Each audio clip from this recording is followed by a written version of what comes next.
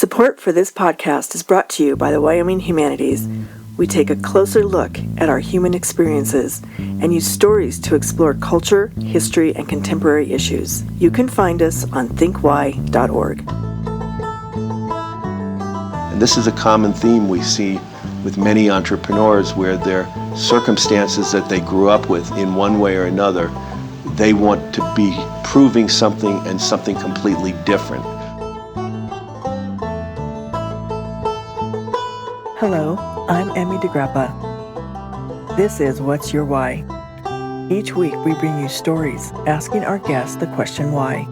We learn about their passion, why they do what they do, why should we care, and what can we learn? What better place to explore the human landscape than from the state known for its incredible landscapes, Wyoming? And what better organization than Wyoming Humanities? Serving our state for over 45 years, we share stories, ideas, and wisdom about the human experience. Welcome to What's Your Why?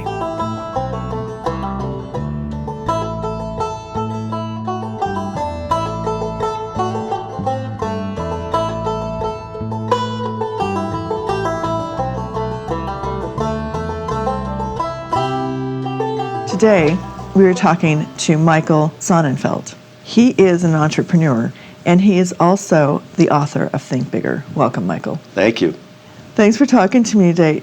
This is about your story. Where did you grow up? I grew up first in New Jersey, but then in Boston, and finally, when I was in fourth grade, moved to the suburbs of Long Island outside of New York, and I consider myself a New York resident. And where did you go to school? I went to the University of Michigan and promptly dropped out after 6 weeks in 1972. And then I worked for a couple of years and went to MIT, both undergraduate and graduate. Oh, okay, excellent. In the business school. In the business school, Yep. Okay. And how did you get interested in entrepreneurship? Because that's what it mainly says about you. Right. The book that I've just written, Think Bigger, and 39 Other Winning Strategies from Successful Entrepreneurs, was written in part to answer that question. I wanted to know what makes entrepreneurs tick. And so I interviewed 25 different entrepreneurs who are amazingly successful, but in a totally wide range of activities in the economy. And I wanted to see if there were any common themes. The book came out of an organization that I founded 20 years ago called Tiger 21, which is the largest network of high net worth, first generation wealth creators, mostly entrepreneurs. And today we have 600 entrepreneurs. So we have a laboratory of entrepreneurship. And the reason I'm answering your question this way, in my case, I had a father who was an extraordinary person, chief interpreter of the Nuremberg trials at age 23. He was a German refugee who had made his way through a long journey to the United States, enlisted, was a private in the army, and then became chief interpreter by these weird circumstances. He was Hermann Goering's personal interpreter, and the irony of this Jewish refugee from Germany coming back to be Goering's interpreter obviously is quite amazing. But then he came home and became a world-famous engineer. I have the final 17 patents on color TV, which he invented at home. He was working for RCA, so it's not like today where if you're an inventor, you can make a lot of money. He was an employee of RCA, and they gave him all the tools he needed to be a great engineer. But with all of that, he was quite intolerant and inflexible, and that drove me to be, on the one hand, proud to be his son, but I would never want to work for somebody who reminded me of that kind of intolerance and inflexibility. And this is a common theme we see with many entrepreneurs where their circumstances that they grew up with in one way or another, they want to be proving something and something completely different. And as I've spoken about this, it's amazing how many people have come up and said, I never connected those dots, but it's so true. Just one other thing about entrepreneurs, amazing amounts of ADD and ADHD, learning issues. And people say, why is that? And it turns out if you're very bright, but you have these issues, if you go to a corporation, it will play to your weaknesses. But if you can create an environment around you where you can hire and build a team that fills in the gaps and then allows your natural intelligence to come through, many entrepreneurs are creating their own world to allow their amazing ideas or energies to bloom fully.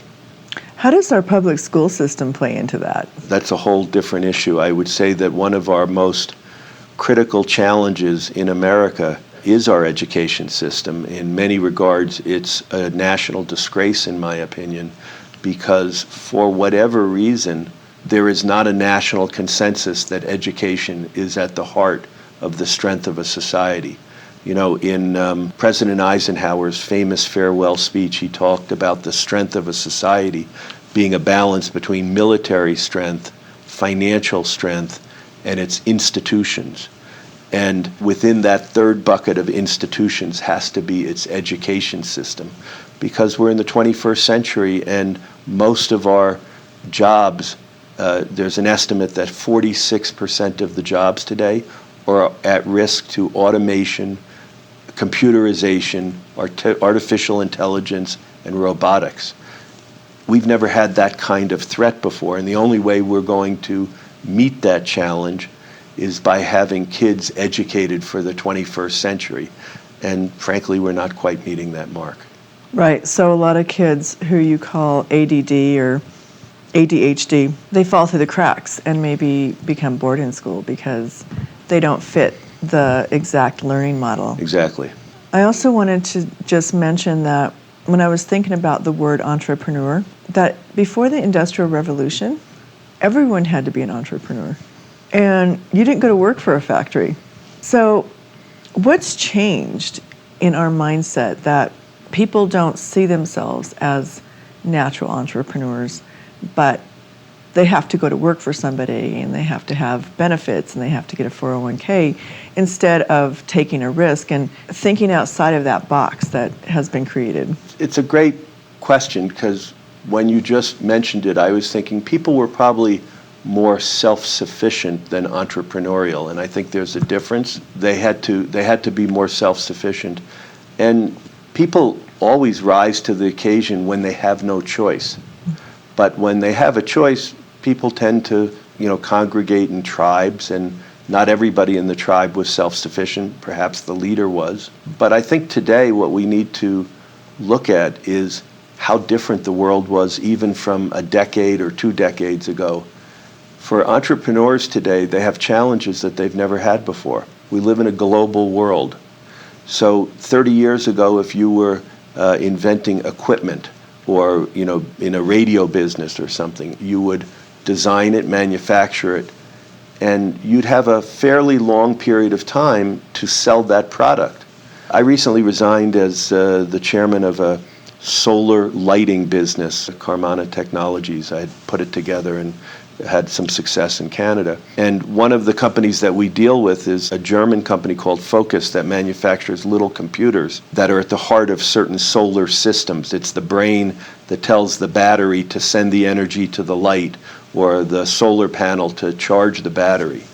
And these are little computers. When we manufacture those computers in Germany, often within a week or two of it hitting the market, an exact identical clone is on the market in China on the Chinese websites. So the world of competition is completely different, because unless you can find unique ways to protect your property rights, very often there are places in the world that will steal them or misuse them. The other thing is scale. When I was starting out in business, if I could get 100 customers or 1,000 customers, that would be one thing. But if you were Mark Zuckerberg, you're saying, how do I get 2 billion customers? And when you're thinking about products and services, it's no longer hundreds of thousands or even millions, but it's now in the hundreds of millions and billions. When Apple comes out with a new phone, they're thinking about how many 100 million of those phones can we sell. So it's a completely different world today than it was just a few years ago. Wow, absolutely. What was your first business? My first business was when I was about 10 years old with my next door neighbor, selling laser plans, if you can believe it, on the back of Popular Mechanics magazine. That is great. What business story can you tell me that was a success or even a failure? Sure. When I was 17, I mentioned I had gone to the University of Michigan and then dropped out, and during the next year and a half, I worked for a warehousing company that my wife's father owned with his brother. And one of their facilities was a pier on the Hudson River on the New Jersey side, right across from where the World Trade Center was. And in those days, I was meditating, and for lunch, I would go out to the end of the pier and meditate on the lip right on the water. That was 1,000 feet out, because that's how long the pier was. Well, it turns out if you're 1,000 feet out, you're only 3,000 feet from the New York side. And Wall Street was bursting. And I looked to Wall Street and I said, all these new computer centers and investment firms were growing. And I looked back to the Jersey side, and it was all abandoned rail yards and old industrial buildings. And I had an idea to convert this building that I was working at into a office building with perhaps condominiums and hotels and so forth. It was an idea of a dreamer, so to speak. Well, 8 years later, I purchased that building with my partner. He was 57, I was 25 at the time. The building had been the largest building in the world when it was built in 1929, surpassed by the Pentagon a few years later. And once we started renovating it, it immediately became the largest commercial renovation in the country. And we were the leaders of what today is billions of dollars of real estate activity on the New Jersey shore right across from Manhattan. And we built that into quite extraordinary success. We sold it. Today there's a Hyatt Regency hotel on the pier and condominiums and many office buildings. About 20,000 people work in the complex. But we sold it when I was 30. So it was a pretty amazing period from when I was 25 to 30 to have the opportunity to be involved in something like that. Have you ever read the book Think and Grow Rich by Napoleon Hill? I have not. You have not? It just reminds me of some of the things you're talking about and how he went around and interviewed all these great, successful entrepreneurs and what made them successful. Right. Yeah. Right. So anyway, what would you say in thinking about your age at 25 to 30 and how that was an amazing time? What would you say to young people right now in that age range, the millennials? What are they learning, and what advice would you give them? On the one hand, I'm obviously deeply concerned about the political and cultural discourse in our country. And one of the things that I'm most pleased to be working on is creating a foundation for young entrepreneurs on the premise that it may not be the same today for a young person thinking about how to seek their fortune, if you will, as it was 30 years ago. But on the other hand, the most important lesson is what I learned from my mentor and partner, which is that the deal of a lifetime comes across your desk every week. You just have to be looking for it. And a lot of people have a lot of excuses for failure, and they blame others' success on luck. But luck comes to those who are prepared and willing to take the risk. It's not a random event. Luck, like a magnet, is attracted to people who are prepared and willing to take the risk. So I would say that in many respects, there's a bold new world with many new opportunities. And it's a changing world, and it's not easy, the entrepreneurial journey. But if you're successful, you can change the world in wonderful ways. And you know, one of the things that I found during the book is many entrepreneurs started businesses because they wanted to seek their fortune. But that wasn't always the primary motivation. Sometimes they saw something that they could do better. They could change the world. Social entrepreneurs who have no personal profit gain are still building amazing organizations to serve their communities and serve humanity, if you will.